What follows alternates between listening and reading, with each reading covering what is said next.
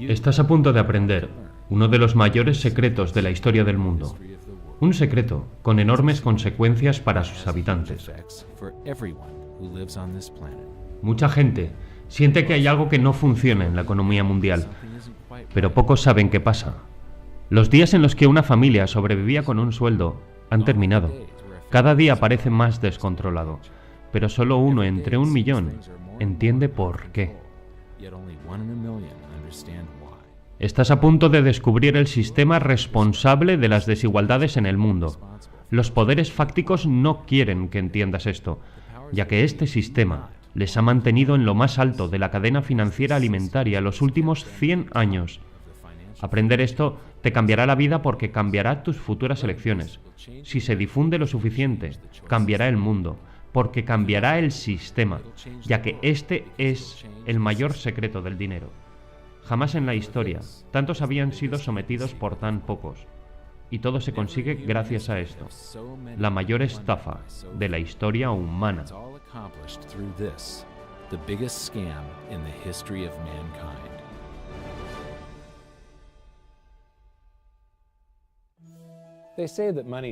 Dicen que el dinero no crece en los árboles, pero lo cierto es que el sistema bancario actual crea dinero a mayor velocidad de la que crece un árbol. La mayor parte de la gente no sabe cómo se crea la divisa, y los economistas y banqueros lo pintan muy complicado, de manera que la gente piense que es tan complicado que no lo pueden entender. Pero lo voy a dejar en la esencia, para que se pueda ver la estafa y cómo te afecta a ti. Toda sociedad crea divisa más o menos de la misma manera, pero como el dólar es la mayor parte de la divisa mundial, usaré los Estados Unidos como ejemplo. Y todo empieza con un político, diciendo «vótame y yo te daré más cosas gratis que el competidor». Pero no existe lo gratuito. Y para cumplir la promesa, los políticos votan gastar más de lo que ingresan. Esto se llama déficit, gasto deficitario. Y para financiarlo se toma dinero prestado, mediante la emisión de bonos. ¿Qué es un bono? No es más que un pagaré con una pátina de glamour. Es un papel bonito, con números, que dice que hoy me prestan 1.000 billones de dólares y prometo, en 10 años, pagar esos 1.000 billones y un interés añadido. Pero lo que hay que entender es que esto es nuestra deuda nacional. Debemos pagarlo tú y yo, y nuestros descendientes con futuros impuestos. Cuando el gobierno emite bonos, roba prosperidad del futuro para gastarla hoy. Entonces, esos bonos se subastan. Los bancos compiten para comprar parte de la deuda nacional y hacer negocio con el interés. Hay que resaltar que los bancos van a estar presentes durante todo el proceso, cogiendo una parte en cada paso, y mostraremos que no es casualidad. Luego, mediante un trile, llamado operaciones de mercado abierto, los bancos venden algunos bonos a la Reserva Federal con un beneficio. Para pagar, la Reserva Federal abre la chequera y emite cheques falsos, sin fondos, que deberían ser devueltos, ya que se asocian a una cuenta sin saldo ninguno, según la Reserva Federal de Boston. Cuando tú o yo emitimos un cheque, debe haber fondos suficientes en la cuenta para cubrir la deuda. Pero cuando lo emite la Reserva Federal, no hay depósito o cuenta en la que se cobre el cheque. Cuando la Reserva Federal firma un cheque, está creando dinero. La Reserva Federal entrega el cheque a los bancos, y la divisa entonces nace por generación espontánea. Y con esa divisa se compran más bonos en la siguiente subasta. ¿Qué es un cheque? Un cheque no es más que un pagaré. Cuando lo firmas una nota que dice que esto es mi pagaré por efectivo, así que lo único que tienes que hacer es ir al banco y cobrarlo. Es muy importante entender este proceso. Esto tiene un efecto devastador sobre las personas, y lo comprobaremos después. Así que recapitulando, la tesorería emite pagarés, llamados bonos. Los bancos entonces compran esos pagarés con divisa. La Reserva Federal también emite pagarés, cheques, y los utiliza para comprarle los pagarés de la tesorería al gobierno, los bonos, y se crea la divisa.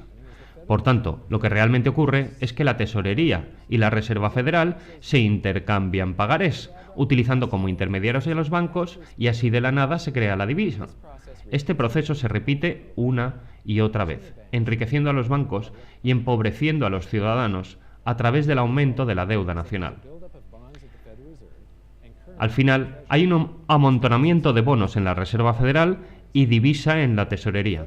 Y este también es el proceso mediante el que se crea toda la divisa en papel. La Reserva Federal y el gobierno equivocadamente lo llaman base monetaria, ya que no conocen la diferencia entre divisa y dinero. Yo me referiré a ella como la base fiduciaria, ya que no es dinero, es divisa. Y existe una gran diferencia. El dinero debe ser reserva de valor y mantener el poder adquisitivo durante largos periodos de tiempo.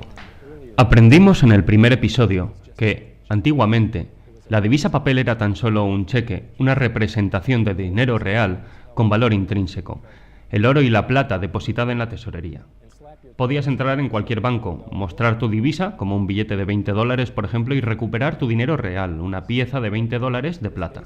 Pero ahora es como: esta base fiduciaria que se acumula aquí no es más que un recibo, un cheque por un pagaré, por ese bono. No es más que un aprovisionamiento de números. La tesorería deposita la nueva divisa en las distintas ramas del gobierno.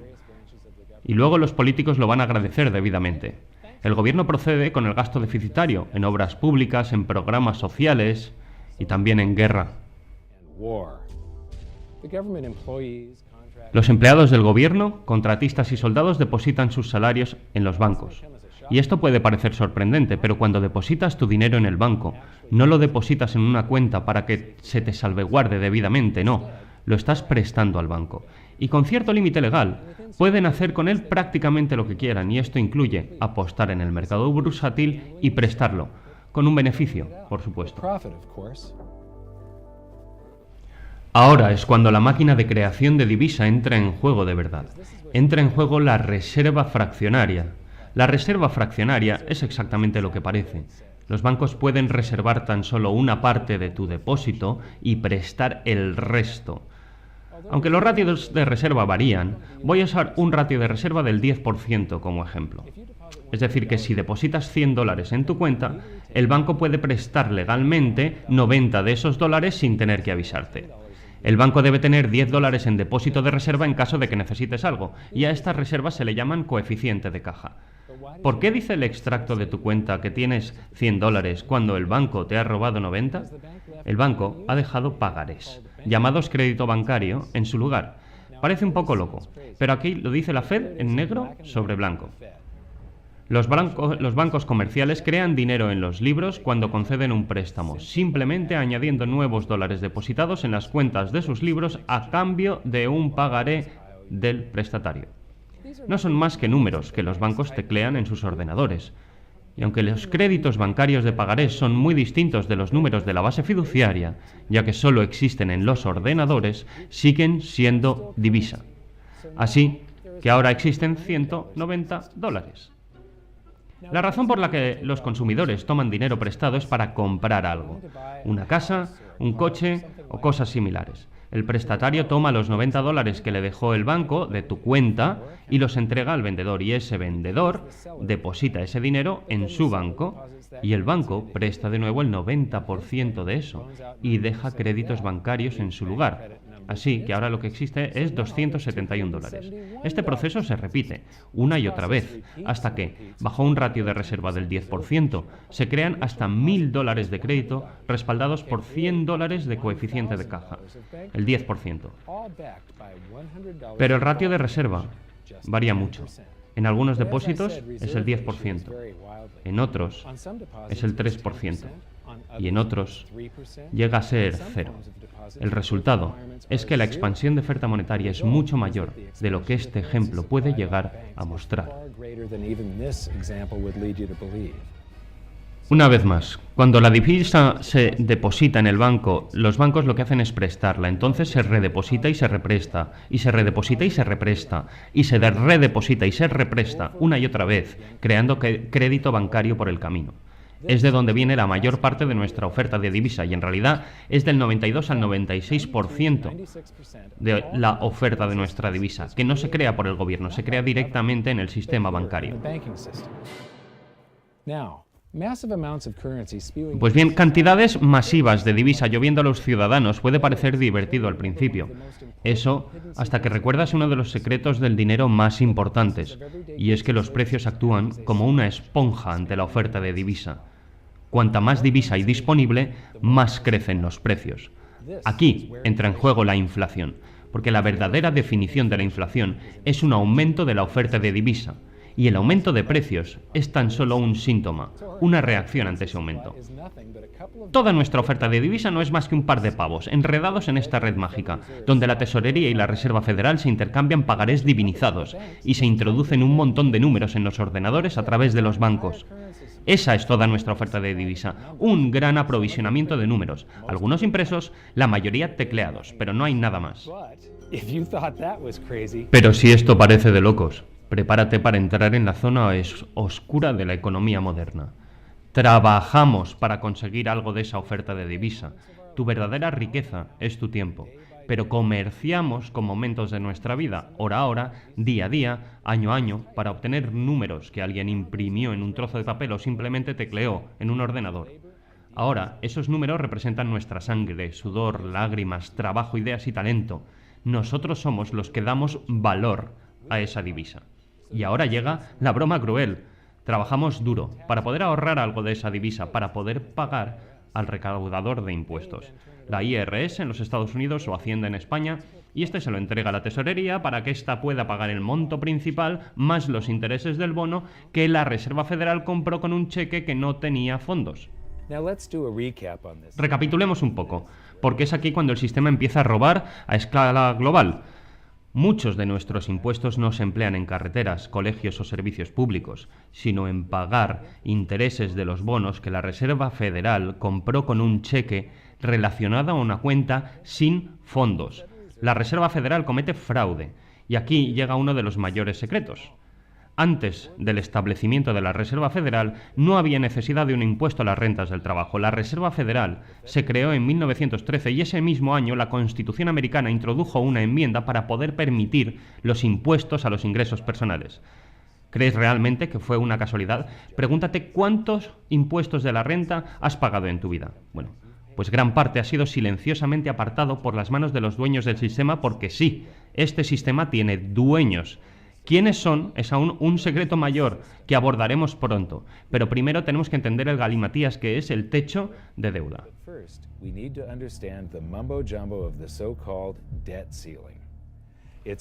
Está basado en una enorme paradoja. Había interés sobre ese bono, igual que en todos los préstamos que el banco emite. Eso significa que hay interés sobre todos los dólares que existen. Déjame preguntarte algo. Si tomaste prestado el primer dólar que existió y era el único en todo el planeta, pero prometiste pagarlo de vuelta con $1 más de interés, ¿de dónde sacas el segundo dólar para pagar el interés?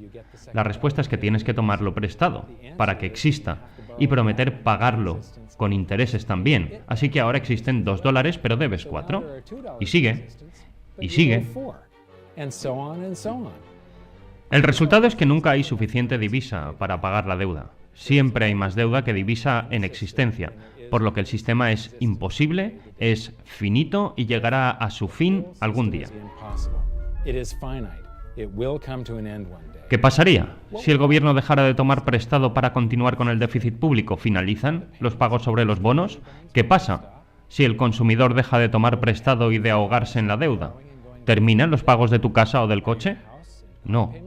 Hay pagos programados todos los meses sobre el principal más los intereses sobre todos los dólares que existen y esos pagos no terminarán.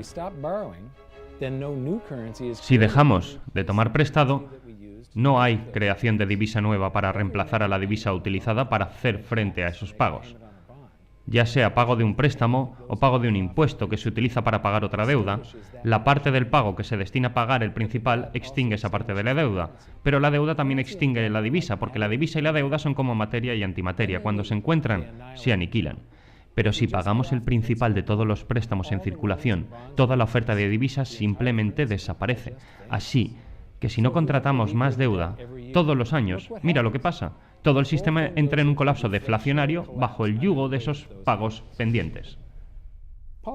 Los políticos y expertos hablan siempre de equilibrio presupuestario, pago de deuda y vivir según nuestras posibilidades. No entienden que eso es deflacionario. Es imposible hacer eso bajo nuestro sistema actual sin que colapse toda la economía. Por eso el debate sobre el techo de deuda no solo es ridículo, Es que es delirante. El sistema está diseñado para aumentar los niveles requeridos de deuda, tan solo para mantenerse. Y por eso los políticos siempre darán una patada a seguir y aumentarán el techo de deuda, y una y otra vez hasta que el sistema colapse bajo el peso de la deuda. En otras palabras, no quieren que colapse durante sus mandatos.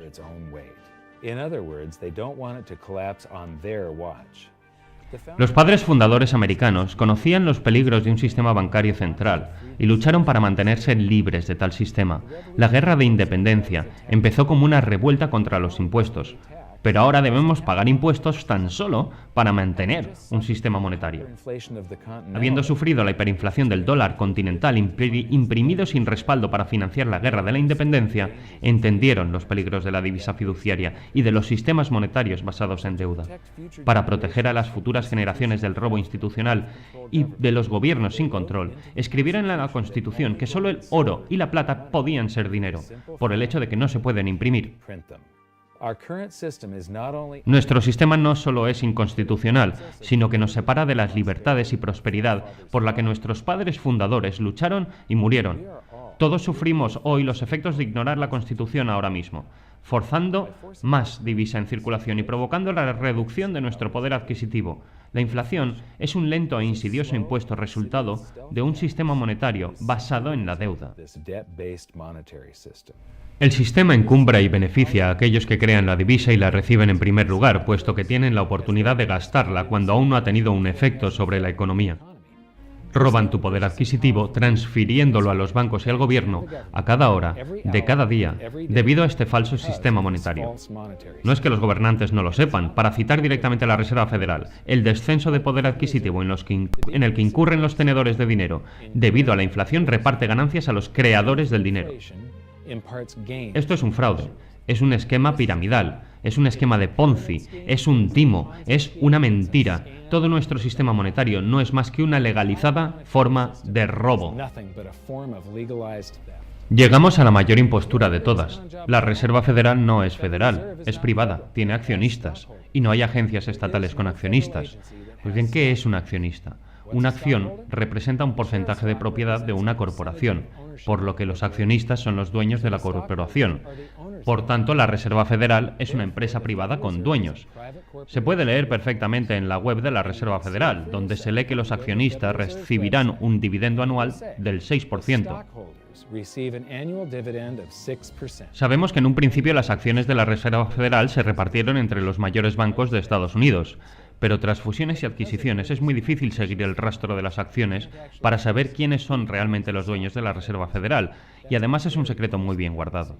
Yo diría que los dueños son los proveedores primarios, los bancos que obtienen beneficios mediante la venta de parte de nuestra deuda nacional, los bonos, a la Reserva Federal, que los compra con un cheque sin fondos.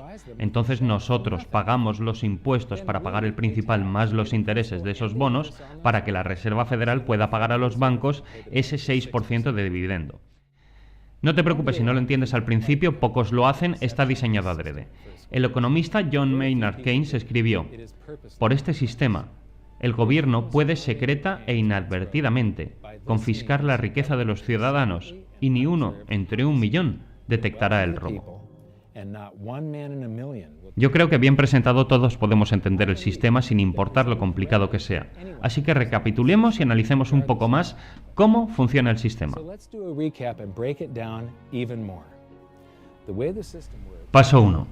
El gobierno crea pagarés divinizados. Estos bonos aumentan nuestra deuda pública y deja al ciudadano colgado a merced de la deuda. Paso 2. Los pagarés se intercambian para crear divisa. La tesorería vende los bonos al banco. Los bancos venden entonces nuestra deuda pública con beneficio a la Reserva Federal, que probablemente es suya. Y entonces la Reserva Federal abre su chequera sin fondos y compra esos pagarés con otros pagarés, cheques, relacionados con una cuenta sin fondos. Entonces les dan los cheques a los bancos y la divisa aparece por generación espontánea. Y se repite el proceso. De esta manera se amontonan bonos en la Reserva Federal y divisa en la tesorería, que no es más que un suministro de números. La tesorería entonces reparte los números entre las distintas ramas del gobierno y llegamos al paso 3. El gobierno se gasta los números en promesas, obras públicas, programas sociales y la guerra.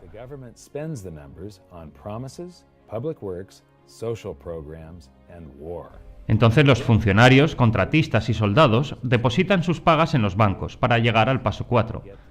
Es entonces cuando los bancos multiplican los números inventando mágicamente más pagarés a través de la reserva fraccionaria, con la que roban una parte del depósito del cliente y lo prestan. Esa divisa se redeposita para que una parte sea robada de nuevo y el proceso se repite, aumentando la oferta de divisa de manera exponencial. Y trabajamos para obtener parte de esos números, lo que nos lleva al paso 5, en el que nuestros números son fiscalizados. Pagamos impuestos a la hacienda pública para que ésta entregue números a la tesorería para que la tesorería pague el principal más los intereses de unos bonos comprados por la Reserva Federal con un cheque sin fondos. El paso 6 es la ilusión del techo de deuda. El sistema está diseñado para necesitar niveles de deuda mayores cada vez y eventualmente colapsará bajo el peso de la deuda porque los políticos no hacen más que remolonear porque lo que quieren es evitar el colapso durante su mandato. Finalmente, el paso 7. Los dueños secretos se llevan su parte. Los bancos más grandes del mundo son los dueños de la Reserva Federal y esos bancos obtienen beneficio de la venta de los bonos de la Reserva Federal. Obtienen beneficios cuando la Reserva Federal les paga intereses sobre las reservas depositadas en la Reserva Federal y la Reserva Federal les paga un 6% anual por su participación en la Reserva Federal. Este sistema es fundamentalmente diabólico, canaliza riqueza desde la clase media trabajadora hacia el gobierno y el sector bancario. Es la causa de la crisis y las bonanzas artificiales de la economía moderna y causa gran disparidad de riqueza entre los millonarios y la clase trabajadora. Es posible porque ya no usamos verdadero dinero, usamos divisa. Pero lo peor es que es una forma de esclavitud. Bono en inglés es una abreviatura de la palabra nexo. Cuando el gobierno emite un bono, es una promesa de cobros de impuestos en el futuro. Nadie ha preguntado si quieres pagar impuestos hoy por la prosperidad disfrutada en el siglo anterior. Nadie le ha preguntado a nuestros hijos si quieren trabajar duro en el futuro para pagar impuestos mañana por la prosperidad disfrutada hoy. George Washington escribió una vez a James Madison: ninguna generación tiene el derecho de contratar deudas mayores que las que se puedan pagar durante su propia existencia. Al robar prosperidad del mañana para gastarlo hoy, nos esclavizamos nosotros y futuras generaciones. Todo parece muy agorero, pero hay gran esperanza, ya que tú eres la mayor amenaza para ese falso sistema monetario. El sistema se basa en la ignorancia del público ante su maquinaria. Por favor, comparte esto con quien conozcas, porque un público educado que entiende el sistema puede construir un sistema mejor para las generaciones futuras. Os dejo con una cita atribuida a un antiguo director del Banco de Inglaterra. El sistema bancario moderno produce dinero de la nada. El proceso es, quizás, el más sorprendente de todos los trucos de prestidigitación jamás inventados. La banca se concebió en la desigualdad y nació en el pecado. Los banqueros son los dueños del mundo. Quítaselo, pero déjales la posibilidad de crear dinero y controlar el crédito, y en un pestañeo crearán dinero suficiente para comprarlo de nuevo. Pero si quieren continuar como esclavos de banqueros y pagar el precio de su propia esclavitud, déjenles seguir creando dinero y controlando el crédito. Esta es la Reserva Federal en Washington, D.C., en la calle Constitución, que es la misma broma que la de colocar la Reserva Federal de Nueva York en la calle Libertad. Las dos son inconstitucionales, limitan nuestra libertad y nos extraen riqueza cada segundo de cada día para la Reserva Federal, el gobierno y el sector bancario. Eres uno entre 1 millón de los que pueden detectar el robo a tu prosperidad. La pregunta es, ¿qué puedes hacer al respecto? Ve el vídeo hasta poder describir y enseñarlo a otros. Los que entienden el sistema se pueden preparar ante su colapso y protegerse. La historia nos enseña que los que no lo hagan probablemente sean barridos.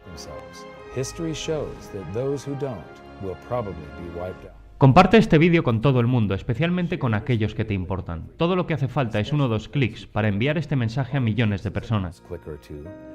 Cuélgalo en Facebook, tuitéalo, envíalo por correo a tus conocidos, compártelo donde puedas. Únete a la conversación. El sistema actual se basa en un diseño de hace 300 años, concebido para enriquecer a unos pocos a expensas de muchos. Tiene que haber un sistema mejor. En hiddensecretsofmoney.com hemos creado una plataforma de código abierto para el diseño y desarrollo de un nuevo sistema monetario. Hacemos un llamamiento a todo economista, estudiante, universitario, mente brillante y cualquiera que lo desee a unirse a la discusión. Al educarnos a nosotros y a los que nos rodean, podemos prevenir una mayor erosión de nuestros derechos y quién sabe si quizás recuperar alguno. Just maybe, win some of them back.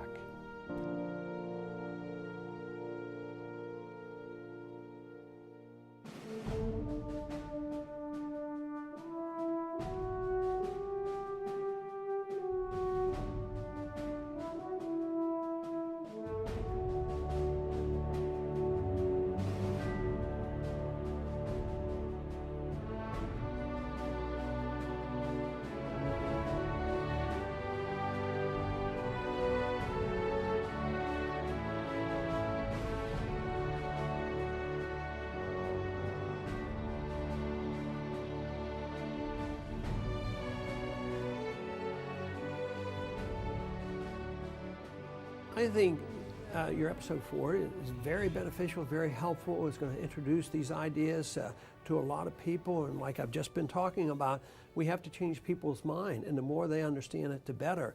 And I think we're at this point now where more people in the last several years, 4 or 5 years, have thought about the Fed than they ever have in the previous 95 years. So I think an explanation and diagrams to show it is very helpful, because quite frankly, they're not going to get it in their grade school. They're not going to get it in their high schools. They're not going to get it in college unless they're in a very rare circumstance to understand how this works. You know, for years before I got involved in really studying gold and some of the things I write and talk about today, I was a monetary economist for decades. You know, in your video, you talk about the primary dealers.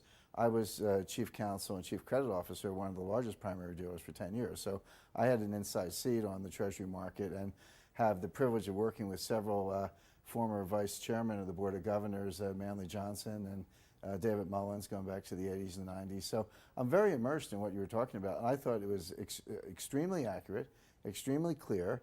I didn't think you were stretching on any points. It was really like something out of a PhD course, except that it was very easy to understand. I think it's accessible. I think we're seeing a little bit of a revolution in communications in the following sense. You know, as you point out, the Fed was created in 1913. Well, in 1913, there was no web, there was no YouTube, no Twitter. There was really no one to kind of stand up and oppose the Fed or call them out, if you will, or really get into a discussion that everyday Americans could follow. That's not true now with social media and everything else. You can reach out to millions and tens of millions of people and tell them what's going on. I think you've done that.